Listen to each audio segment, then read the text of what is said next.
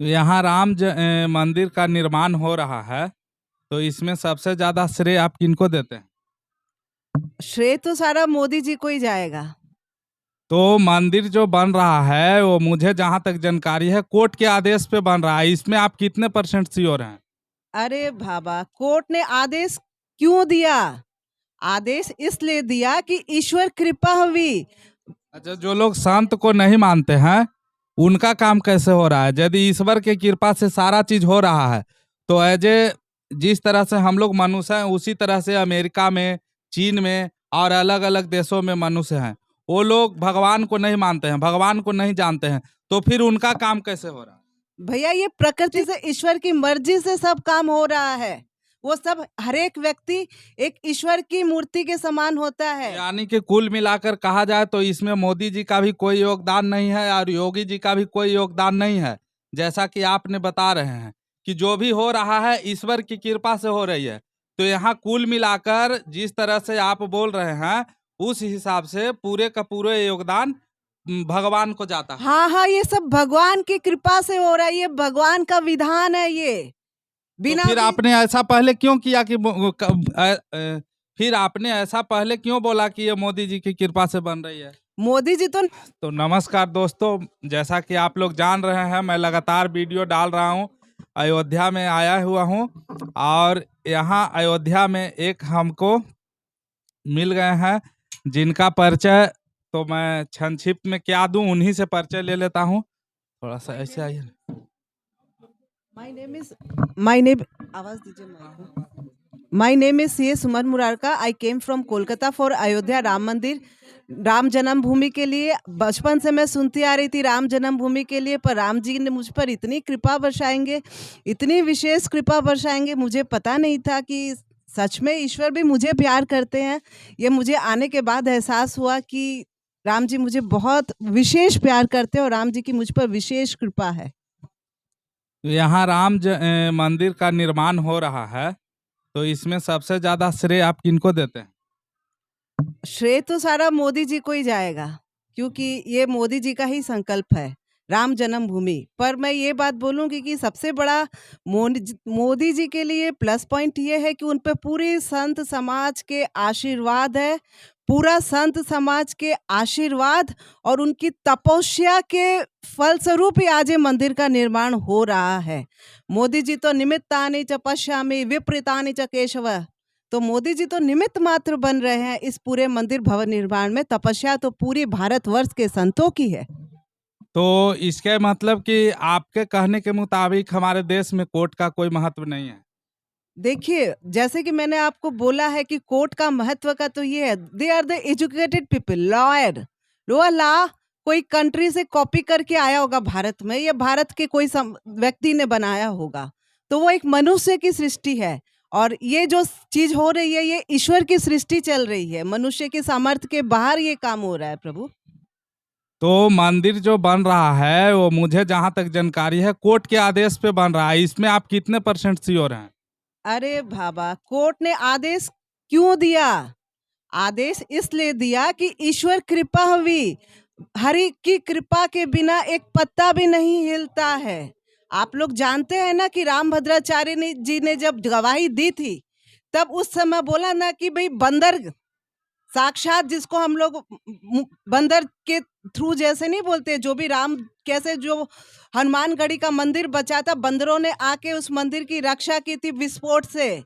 तो उस तरह जो आप बात बोल रहे हैं कि जज भी निमित्त बने, जैसे मोदी जी निमित्त बने, बिना हरि कृपा हम लोग तो कठपुतली है राम जी के। बोलते ने तेरे नचावे नाचू नटवर राजा, तो सब जो ईश्वर की कठपुतलियां, ईश्वर जैसा जिसे जो काम करा रहे हैं अपनी कृपा का, उस तरह वो हर एक ईश्वर की सृष्टि से, ईश्वर की मर्जी से सब काम हो रहा है।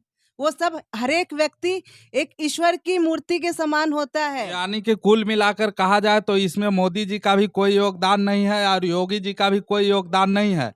जैसा कि आपने बता रहे हैं कि जो भी हो रहा है ईश्वर की कृपा से हो रही है, तो यहाँ कुल मिलाकर जिस तरह से आप बोल रहे हैं उस हिसाब से पूरे का पूरे योगदान भगवान को जाता है। हाँ हाँ, ये सब भगवान की कृपा से हो रहा है, ये भगवान का विधान है। ये बिना फिर भी- आपने ऐसा पहले क्यों किया कि फिर आपने ऐसा पहले क्यों बोला कि ये मोदी जी की कृपा से बन रही है? मोदी जी तो निमित्त बन रहे हैं, वो हमारे नेता है, ही इज द नेता, वो हमारे एक नायक है, वो हमारा नेतृत्व करते हैं। वो भगवान तो एक अलग है, दिव्य चिन्मय जीवन अलग है, और ये भारत की सृष्टि एक अलग है। जड़ता और चिन्मयता में बहुत अंतर होता है प्रभु। आप चिन्मयता को जड़ता से मिला नहीं सकते हैं, ये शरीर जड़ होता है, और चिन्मय काम हो रहा है, ये दिव्य सृष्टि का निर्माण हो रहा है। इतने लोगों की करोड़ों 140 करोड़ भारत की तपस्या काम कर रही है यहाँ पे। अकेले मोदी जी नहीं है, पूरा भारतवर्ष है, पूरा विश्व उनके साथ है। पूरे भारतवर्ष के नहीं, पूरे सब जगह संत महात्माओं की कृपा से, उनकी आशीर्वाद से, ब्लेसिंग से सब काम ईश्वरीय सृष्टि में हो रहा है। It's a not a joke प्रभु।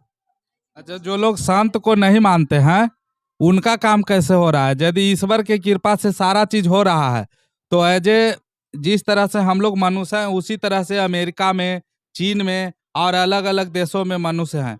वो लोग भगवान को नहीं मानते हैं, भगवान को नहीं जानते हैं, तो फिर उनका काम कैसे हो रहा है?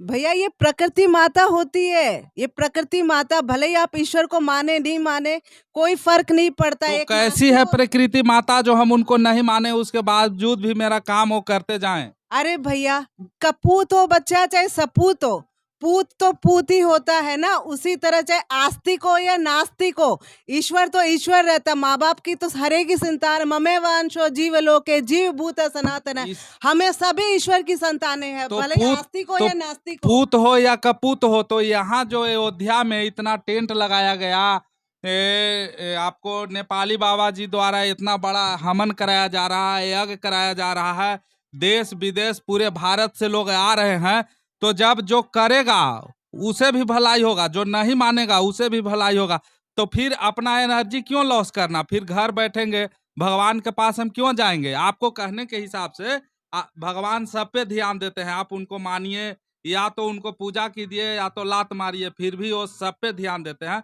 तो हम क्यों अपना एनर्जी लॉस करें? अरे बाबा, आप जो बात बोल रहे हैं भैया, आपका प्रश्न है कि भगवान आपसे कुछ नहीं चाहता। भगवान तो आस्था और श्रद्धा का विषय है।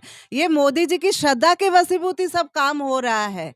श्रद्धा और विश्वास का विषय है भगवान। भगवान लड़ाई झगड़े का विषय नहीं है, ये तो आस्था और श्रद्धा का विषय है। माने तो पत्थर, नहीं तो मूर्ति।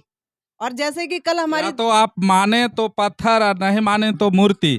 आप मूर्ति मानते हैं तब भी आपका काम होगा, मूर्ति नहीं मानते हैं तभी जो भगवान से रिलेटेड, धर्म से रिलेटेड काम है वो रुकेगा नहीं।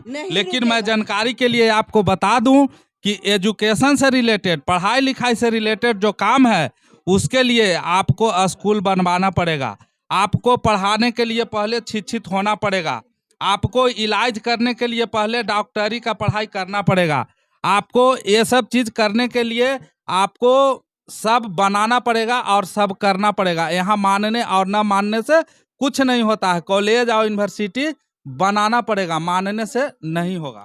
देखिए प्रभु, मैं आपके मत से सहमत नहीं हूँ, मुझे क्षमा करिएगा। My body is drugless body at this age. मैं कोई जो ऐसे बोल रहे ना कि इलाज कराने के लिए करना पड़ेगा, तो मैं ईश्वर के आशीर्वाद से ही, जैन मुनि के आशीर्वाद से ही मेरा जन्म हुआ था।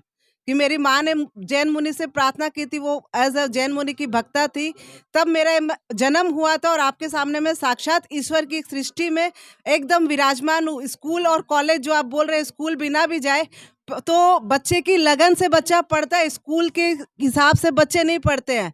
इसके सामने भारतवर्ष में बहुत ऐसी विभूतियां हैं जो बिना स्कूल गए भी पंडित बन गए हैं।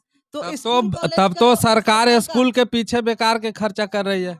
सर जी, सरकार क्या, बिना स्कूल के एजुकेशन संभव है, तो जो करोड़ों रुपया स्कूल के पीछे, यूनिवर्सिटी के पीछे जो सरकार खर्च कर रही है, तो इसका तो जरूरत ही नहीं है। सरकार तो मिट्टी की इमारत बना रही है, वो तो बच्चा है, वो क्या ग्रहण कर रहा है?